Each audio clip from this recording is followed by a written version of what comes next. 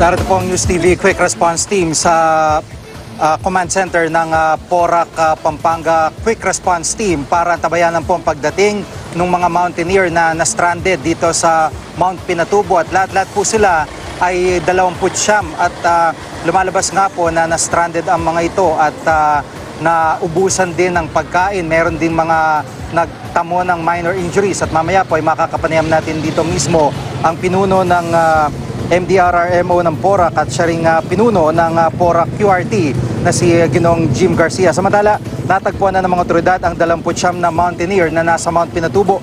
Sa impormasyong nakuha ng GMA News, isang helicopter ang ipinadala para hanapin ang mga mountaineer na ito. Inikot nito ang Pinatubo ngunit hindi nakalapag agad dahil walang landing zone. Napag-alaman na sa Capas, Tarlac, pumasok umanong grupo papuntang Pinatubo nitong Sabado pero hindi umano sila nagpaalam sa tourism office doon. 2 baguhang guide mula sa Porac ang kasama ng grupo. At sa puntong ito kasama po natin dito ang head po ng Porac Quick Response Team at MDRRMO, si Ginong Jim Garcia. Sir Jim, magandang hapon po sa inyo. Magandang hapon po, Sir. Sa ngayon po, kumusta na ho yung estado nitong mga mountaineer at nasa na po location nila? As of now, nasa sila sa tourism office ng Sapangwak dito sa area ng Porac. Ngayon, inintay lang namin yung mga ibang para ibaba na dito sa operation center. Opo. Paano po ba nakaabot sa inyo itong impormasyon na meron nga na stranded? Kagabi po, tumawag yung staff ni Ma'am Angie Blanco ng PDRMO. Mga 11 o'clock ng gabi. Tumawag sa akin, tinanong kung may nabalitaan kami na 29 na mountaineers na stranded dito sa bayan namin. So sabi ko, wala pa namang info na nakarating sa amin na may na-stranded na mountaineers. Ngayon, tumawag ako sa Chief of Police namin na si Colonel Taytay. Doon napag-alaman ko na positive na nag-report din sa kanya yung provincial office nila sa Camp Crame na ay sa Camp Olivas na meron daw na 29 mountaineers na stranded doon. Opo, medyo matagal-tagal na lakaran din, malayo masyado. Paano yung rescue operation na ginawa po? So, nag-set up kami ng dito sa office by 2 p.m. Pinag-usapan namin kung paano yung pag-rescue namin. Ngayon, nagpag-coordinate ako sa Philippine National Police. Dumating din yung staff ng Provincial Disaster Reduction Management Office. Doon nag-set up kami ng plan. Kasama namin si Councilor Mark Valencia at saka Councilor Maynard Lapid at saka yung mayor namin na si Mayor Controlito de la Cruz. Yun, nag-set up kami ng plan para kung paano i-rescue. By 4 a.m. nag-deploy yung tropa namin papuntang Pinatubo. Gaano karami ho naman kasamahan yung dineploy nyo para ho umakyat po doon? Mga 19 personnel sila. Kasama yung sa PDRMO, sa PNP, tsaka yung mga kasama ng mga mountaineers, tsaka yung sa office ko, yung sa Quick Response Team. Opo. Paano po bang nangyari? May impormasyon na ho ba kayo kung paano sila na-stranded doon? Usually wala namang problema at nakakabalik agad. Paano nangyari? Kasi yung bali yung pinaka-guide nila na si Mr. Jerry Jerry Giao, pinatawag namin kagabi. Siya yung nagbigay ng detalye sa amin na 29 na mountaineers nga yung umakyat doon. Kasi parang siyang tumulong sa kanila na kumuha ng permit from Capas tapos tinrek yung area namin. So may nag-text sa kanya na isa sa mga mountaineers na nung hindi pa naubat yung cellphone niya na doon nga napag-alaman namin na na-stranded sila doon sa crater ng Pinatubo. Kanina may mga mountaineer, may 2 rescuer kaming nakausap na parang may outreach po silang gagawin doon. Tama po? Kasi ang sabi ni Mr. Jerry Giao, dapat kagabi by 9 p.m. susunduin na. Kaya 2 beses siyang pumunta doon sa area kung saan sila nag-usap. Yun, napag-alaman na wala sila. Doon siya humingi ng tulong sa amin. Ibig sabihin, kung meron hong ganong guide, meron namang guide, paano hong di agad nakababa, kinapos ang oras, may detalye ho ba kayo tungkol doon? Wala pa as of na, wala pa kaming concrete detail regarding doon. Kasi yung mga mountaineers, wala pang nakausap na hindi pa namin nakakausap. So ang pinaka-kumpirmado dito, yung 29 mountaineers, kumbaga masasabi nating ligtas na at inatabayan na lang natin yung pagbaba po dito sa inyong command center. Pagkatapos dito, dadalhin namin sila sa Provincial District Hospital namin para treatment. Ito na ho ba sila? Yan na. Ayan na si Mayor. Ito na yung si Mayor. ito na ho yung ito na ho yung grupo ng mga mountaineers. Merong mga military truck na nandito sa likuran nila at dala-dala o dito nakasakay yung 29 na mountaineers na Superintendent Taytay, live po tayo. Interview muna po. Sandali lang po. Live po tayo dito. Superintendent, ano po ang latest dito sa naging rescue operation? So parang andito na silang lahat, yung mga... Lahat accounted po? All accounted po. Yung lahat ng na-retrieve, andito na sa QRT office natin. Galing sila rin sa may sapang wak namin. Kumusta po yung kalagayan po nila? Ay okay naman, wala naman silang merong mga mild lang na injuries. Yung natapilok lang yung isa. Yung isa naman medyo may gas-gas lang ng konti. Hindi naman ganong critical yung mga condition nila. Opo. At may detalye ho ba? Paano sila na-stranded doon sa bundok? Kasi yung sa taas, medyo madilim na. Medyo cloudy. So natakot yung iba.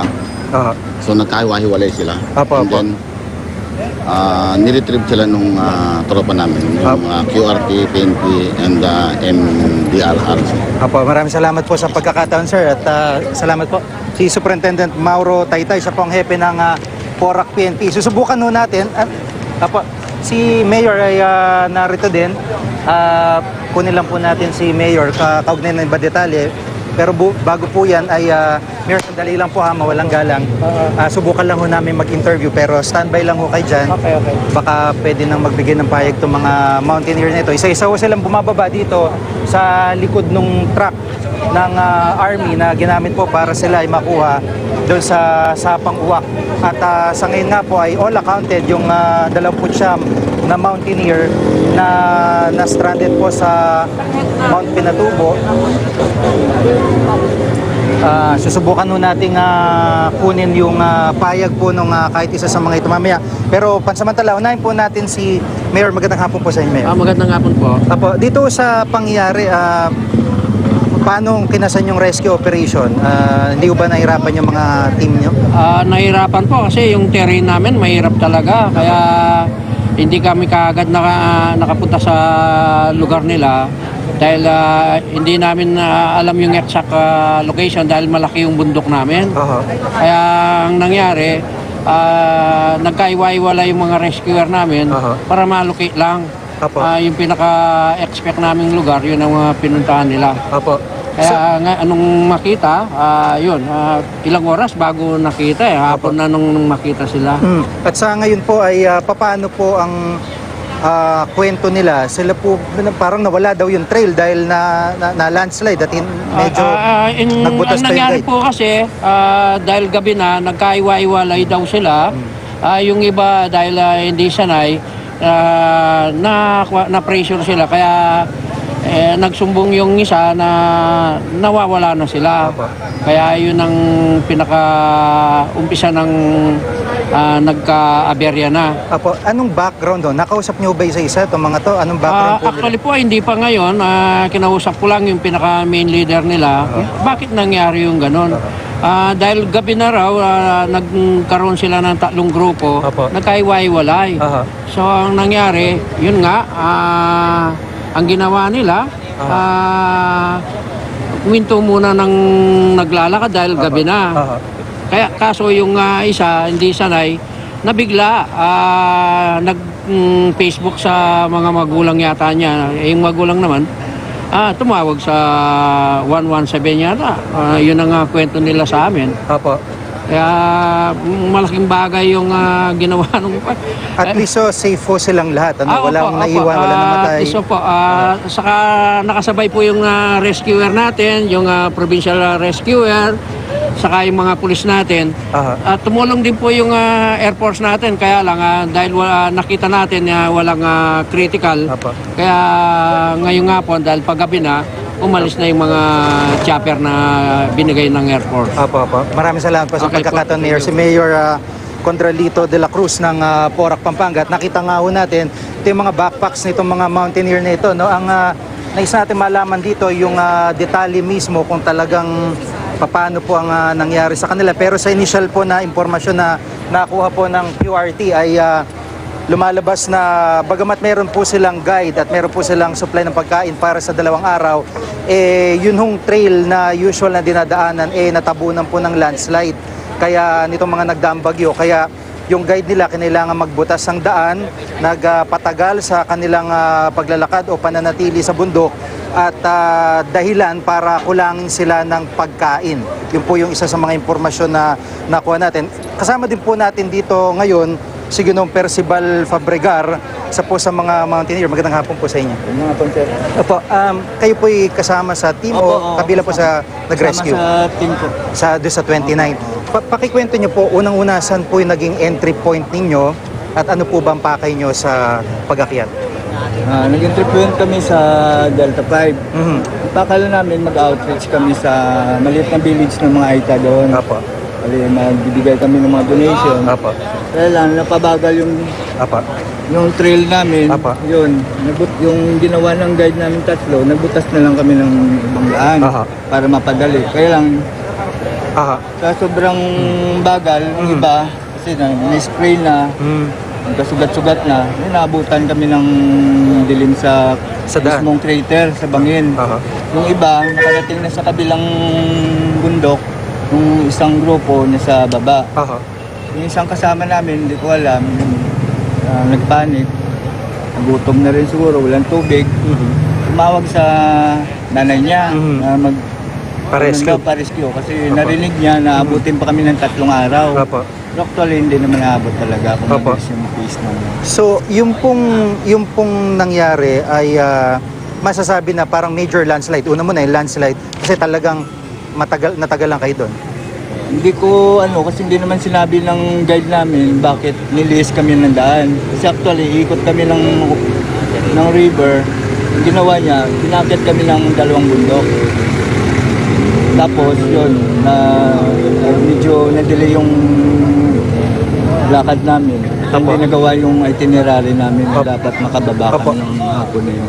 Yung pong mga mountaineers na kasama nyo, first timer po ba o sanay po ito talaga umakyat sa Pinatubo? Yung iba, hindi. Bali, first time Muslim. Karamihan po, first time na sa Pinatubo. Ano po ito, mga estudyante, mga Actually, nag-office work na karamihan. sa Maynila po? Manila. Opo, karamihan. Kayo, taga Maynila din? Ang nangyari, nagpanik yung isa, Oo, tumawag sa parang- magulang niya, yun. ito na, nagkagulo na. Nagkagulo na. Pero, Nag-chat sa mga office mate niya, yun, nagulat na lang kami. Aha. Madaling araw, dami na tumatawag sa akin. Aha. Pero, Sinabi ko naman na okay naman kami lahat. Apo, pero masasabi niyo ho ba na nung habang nandun pa kayo, kontrolado pa yung sitwasyon? Okay pa yung sitwasyon nyo? Oo, okay Considering pa, na wala kaya- ng pagkain? Oo. Kaya pa namin kasi medyo sanay naman kami sa ganung sitwasyon. Oho. Kaya lang, nakakatakot nandun kasi medyang dumilim. Mhm. Yun ang inano niya, baka umulan kasi last year may namatay na kasi doon. Apo, yung mga na-injure, paano po sila nasaktan? Yung iba, nag-slide, napagulong. Actually, yung isang kasama namin, nahulog sa quicksand. Aha. So, maga pa yun, binunot na lang namin. Oho. Siya rin yung tumawag yung kasama namin sa magulang niya. Kung tama yung pagkakarinig ko dun sa kwento ni Superintendent Taytay kanina ay parang nagkahiwa-hiwalay. Opo, Bakit to nagkahiwa-hiwalay na gano'n? Dati ganito, yung iba mabilis yung pace nila, ay nauna sila. May guide din naman sila na yung iba, Mas nasa- mababagal. Oo, sa gitna. Yung kami kasi may dami kong nilagaan. Kaming nahuli kasi hindi ko pwedeng iwan kasi may injured na nga. Oo. So, nalalayan namin dalawa kasi nga natipalok na. Kaya kami naiwan dun sa crater, yun, nagunti-unti lang kami pababa. Makahanap lang ng medyo patag, doon na kami nag-camp. Oho. Pero wala ho kayong communication na standby muna kayo dyan, uli tong Yun lang, grupo namin. sigawan na lang Sigawan kami. Oh. Bundok to bundok, sigawan, naririnig naman. Oho. Medyo mahirap. Ibig sabihin, hindi rin kayo nakaabot doon sa outreach nyo na dapat pupunta? Hindi po. Hindi nyo naabot. Ang sinasabi ho nung ilang mountaineer, wala kayong permiso. Anong Meron information? po, doon may papeles. permit po kami. May Kompleto po. At sa ngayon, paano po? Kumbaga, willing ba kayo makipag-usap din sa mga magulang, mga kamag-anak nitong mga ito? Paano pong sitwasyon ngayon? Nakausap ko na rin sila, willing naman sila naman. Nakausap na rin nila yung parents nila na safe na. Na safe na ito. Yun ang importante. Maraming pong salamat, Sir Percival. Si Sir Percival Fabregar, salamat po. Siya po ang team leader nitong 29 na mga mountaineer na mabuti na lamang po at naisalba lahat. Bagamat meron po mga ilang injured, mga na-sprain sa pagkakataong ito.